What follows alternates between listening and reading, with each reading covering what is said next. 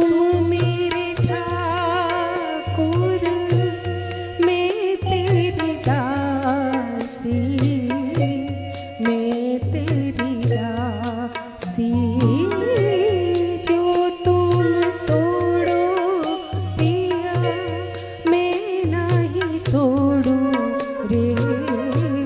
तोरी प्रीत तोड़ी कृष्णा कौन समझो, कृष्णा कौन समझो।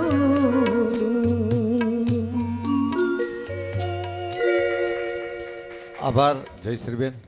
હવે હું વિનંતી કરું નરેન્દ્રભાઈને ફિલ્મ બૈજુ બાવરાની એક ભક્તિ રચના, ઓ દુનિયા કે રખવાલે સુન દર્દ ભરે મોરે નાલે, શકીલ બદાયુનીના શબ્દો અને નવસાદનું સંગીત।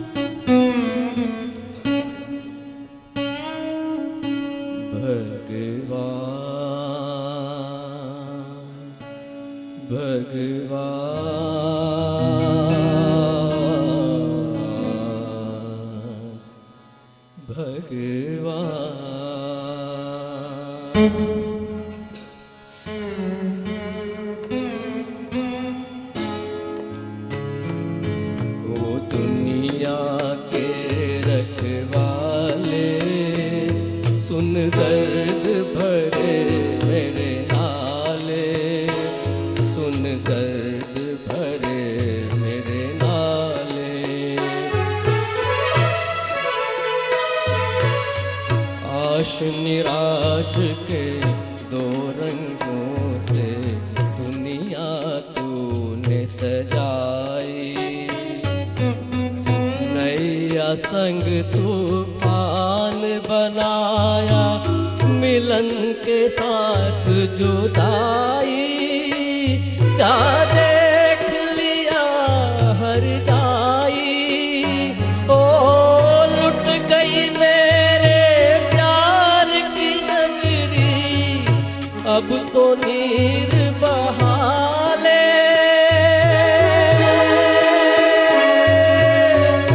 अब तो नीर बहाले।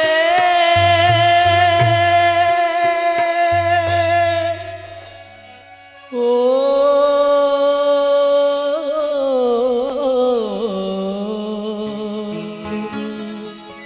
अब तो नीर बहाले।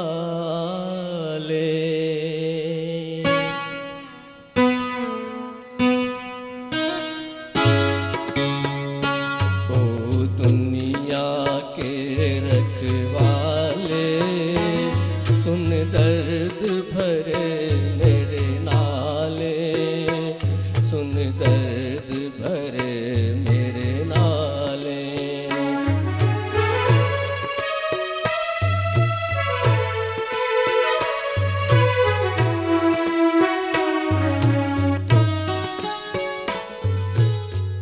आग बनी सावन की बरखा, फूल बने अंगारे।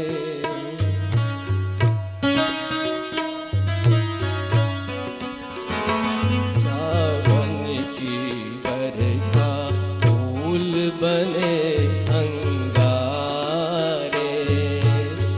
नागन बन गई रात सुहानी, पत्थर बन गए तारे। सब टूट चुके हैं सहारे, ओ जीवन अपना वापस ले ले, जीवन देने वाले, ओ दुनिया के रखवाले।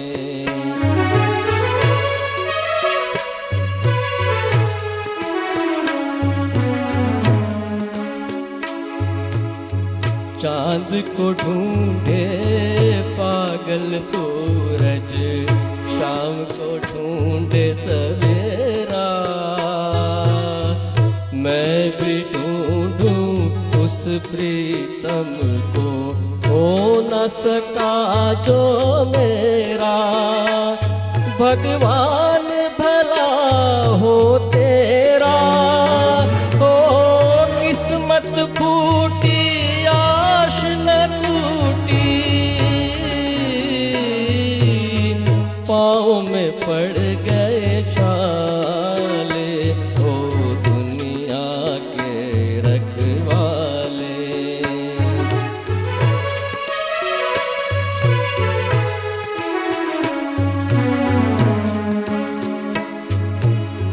महल उदास और गलियां सुनी, चुप चुप है दीवारें। दिल क्या उजड़ा दुनिया उजड़ी, रूठ गई है बहारें। हम जीवन कैसे गुजारे, हो मंदिर गिरता फिर बन जाता। दिल को कौन संभाले, हो दुनिया के रखवाले, ओ दुनिया के रखवाले, रखवाले, रखवाले, रखवाले।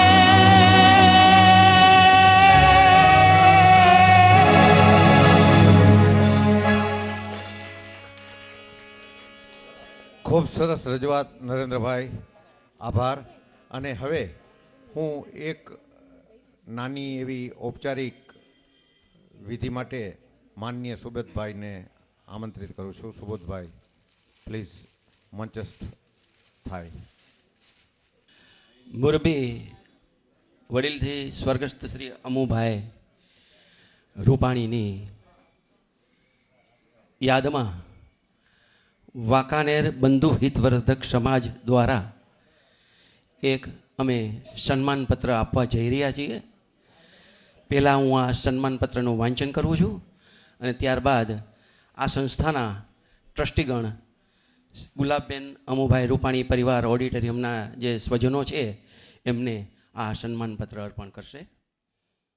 બંધુ હિતવર્ધક સમાજ વાંકાનેર સન્માનપત્ર શ્રી ગુલાબબેન તથા અમુભાઈ રૂપાણી પરિવાર, આપના તરફથી વાંકાનેરની શ્રી બંધુ હિતવર્ધક સમાજ સંસ્થાને ઓડિટોરિયમ હોલ તથા ઇન્ટરનેટ રૂમનું જે અનુદાન આપેલ છે અને વાંકાનેરમાં આપે જ્ઞાનવર્ધક દાનનો પ્રવાહ વહાવ્યો છે તે બદલ અમે ટ્રસ્ટીગણ આપને તથા આપના કુટુંબને સન્માનિત કરીએ છીએ અને ઋણ સ્વીકાર કરીએ છીએ.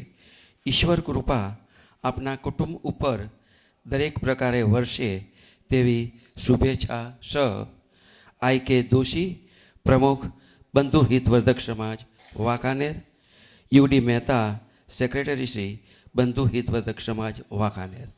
હું અમારા પ્રમુખ શ્રી ઈશ્વરભાઈ અત્રે કોઈ કારણોસર આવી શક્યા નથી, પરંતુ અમારા સેક્રેટરી શ્રી ઉપેન્દ્રભાઈ અને અમારા ટ્રસ્ટીગણના ભરતભાઈ સંઘવી, લલિતભાઈ, ભરતભાઈ આપણા બધા ટ્રસ્ટીઓ અહીંયા આવો એટલે આપણે આ સન્માનપત્રનું અર્પણ કરી શકીએ.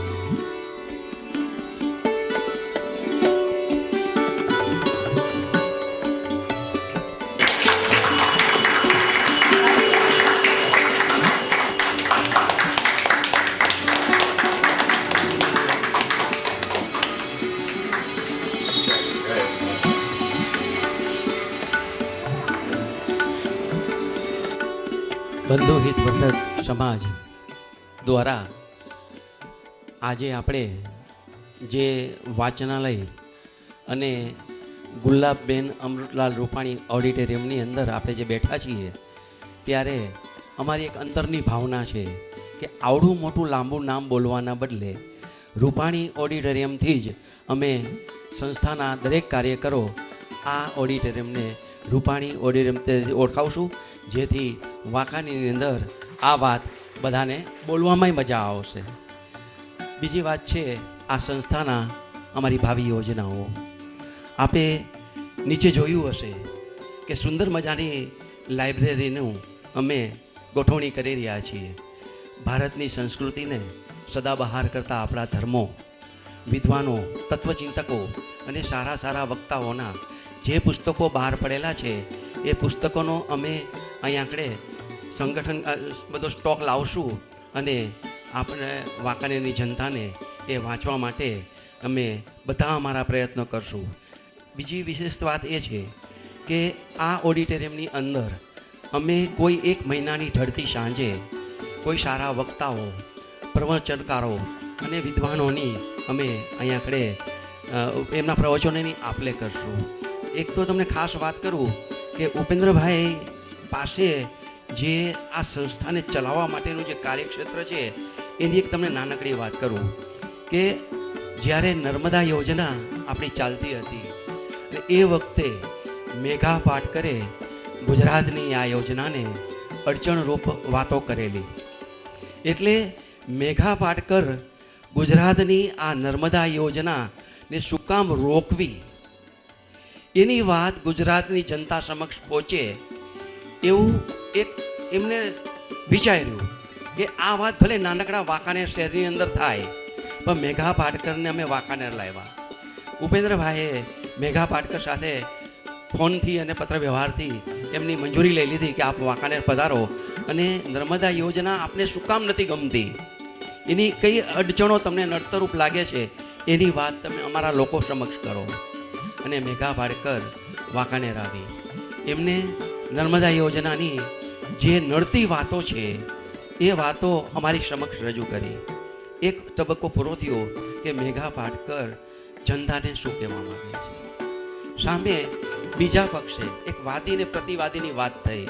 બાબુભાઈ જશભાઈ પટેલ એ વખતે આપણા નર્મદા યોજનાના એ સંકલન કરતા અને મંત્રી હતા. હાજી એ વાત કરું છું એ એ એ મેઘા પાટકરને જવાબ આપવા માટે અમે ઉપેન્દ્રભાઈને અમે બધા ભક્તિનગર સર્કલ પાસે એ જે સ્કૂલ છે એ હા હેમલતાબેનને અમે ત્યાં જોગાનું જોગ બાબુભાઈનો એક સંસ્થાની અંદર આવવાનો કાર્યક્રમ થયો અને ઉપેન્દ્રભાઈને માહિતી મળી ગઈ એટલે અમે અહીંયાથી 5-7 જણા અમે ત્યાં પહોંચી ગયા અને રૂપાણી સાહેબને વિનંતી કરી કે અમે મેઘા પાટકરને તો લાવ્યા છીએ પણ બાબુભાઈ જો વાંકાનેર આવે અને નર્મદા યોજના શું છે એની જો વાત અમારા લોકો સમક્ષ કરે તો મને ગમશે.